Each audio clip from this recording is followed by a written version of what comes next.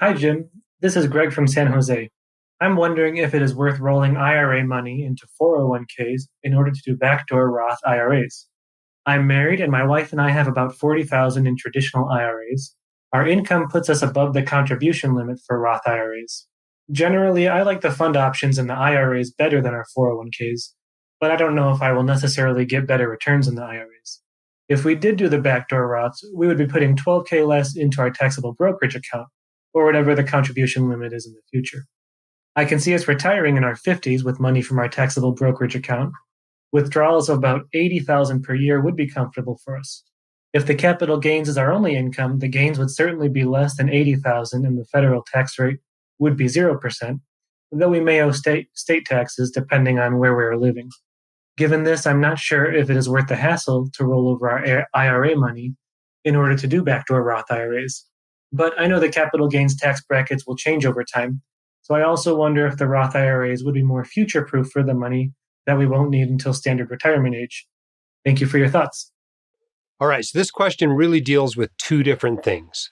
The first thing is, what should you do with those $40,000 in IRAs in order to be able to do a backdoor Roth IRA? That's number one. Number two, are you better off investing in a Roth IRA or in a taxable account? So let's take the first question. Well, you got $40,000 in IRAs. You got two options. You can roll them into a 401k. There's a little bit of hassle there. And when I say hassle, I'm talking about 5 or 6 pages of paperwork and scanning it once and mailing it in, right? There's not exactly a ton of hassle. It's pretty easy. I've done a lot of rollovers in my life. A little bit of hassle, okay? No tax cost to doing that. You might have a little bit higher expenses, a little fewer investing options in the 401k, et cetera. You also get a little more asset protection in many states in a 401k than you do in an IRA. So maybe that compensates for some limited investing options, maybe slightly higher fees. The other option is to simply convert that $40,000 to a Roth IRA. You tell me you have a high enough income that you have to do your Roth IRAs through the back door. So that means you're making at least a couple $100,000. So what are the taxes going to be on $40,000 IRA? Well, maybe they're $12,000, something like that, maybe, right? It's not going to be that much money. You can probably come up with that money if you want. If you really want to keep money in IRAs, and I don't see any reason why you wouldn't want to, then you can have it in Roth IRAs. It's just going to cost you a little bit of tax now. But in the end, you end up with a much larger Roth IRA. So that's not necessarily a bad thing. So I'd really consider that if it was only $40,000. Now, if you told me you had $400,000 in IRAs, I'd probably lean more toward just rolling that into a 401k rather than paying that tax bill. That'd be a lot more significant for a typical physician income. Okay, so that brings us to the second question. Should you invest in a taxable account or retirement accounts? Now, the general rule here is retirement accounts are way better than a taxable account, right? You get not only tax protection, you get that tax-free growth, and maybe you leave that money in there until you're 90. So you're getting 5 or 6 decades of tax-protected growth off of it, rather than not getting that in a taxable account. And you also don't have to worry about changes to laws like step up in basis going away that could really hose people with a lot of money in a taxable account, or increases in the capital gains rates or the PPACA taxes that could increase your tax rates on those capital gains and dividends. You don't have to worry about that stuff when you have it in a retirement account. Sure, there's always the possibility that Congress can decide it's going to tax Roth IRAs, but that just seems a lot less likely to me than seeing some changes to capital gains rates, for instance. Plus, in the retirement account, you get asset protection, right? In most states, IRAs get significant asset protection, not always as much as a 401k, but it's way more in your taxable account, which is basically not protected at all unless you can somehow title it as tenants by the entirety and only one of you gets sued.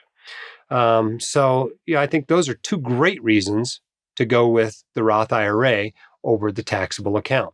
Another great reason is the estate planning is way easier with the Roth IRA than it is a taxable account. You can just name a beneficiary and it goes to them. And they can stretch those tax-free benefits and that asset protection benefit for another 10 years after you die. So another awesome benefit of a retirement account. So what do people worry about? Well, they worry about that stupid age 59 and a half rule. But the truth is there are so many exceptions to that rule, so many loopholes that are large enough you can drive a semi through them. Right? You can take money out for a first home for yourself, your kids, or your grandkids. You can take it out to pay for education. You can take it out if you get disabled, right? You can take it out, obviously, in the event of death, right? Because it becomes an inherited IRA. But you can also take it out for early retirement, right? The SEP rule, substantially equal periodic payments. Okay, so if you retire, let's say you retire at 55, so you basically are limited to how much you can take out there, but the limit is like 3 or 4% a year, which is about what you want to take out anyway.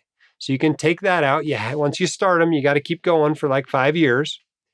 But you can get to that money penalty free before age 59 and a half if the purpose is early retirement. You just have to abide by the substantially equal periodic payment rule, which isn't that hard to do. Don't get me wrong, you don't want to not follow that rule. That can really lead to significant penalties, but it's not that hard of a rule to follow, and you can do that. So in this sort of a situation, I would just go ahead and invest in the backdoor Roth IRAs. It's not going to be that hard for you to get rid of the $40,000 IRAs. I might even just convert them. But this is going to work out just fine for you. And chances are, by the time you get to be 55, you're probably going to have a big taxable account anyway, because you're paying attention to this stuff and you're a good saver. And so you probably won't touch those Roth IRAs anyway. So I wouldn't shy away from them at all right now. I'd probably do the hassle so that you can do backdoor Roth IRAs each year. Hope that's helpful to you. If you want your questions answered by the White Coat Investor, record your question at whitecoatinvestor.com/YQA or click the link in the description. My dad, your host, Dr. Dolly, is a practicing emergency physician, blogger, author, and podcaster. He is not a licensed accountant, attorney, or financial advisor, so this podcast is for your entertainment and information only and should not be considered official, personalized financial advice.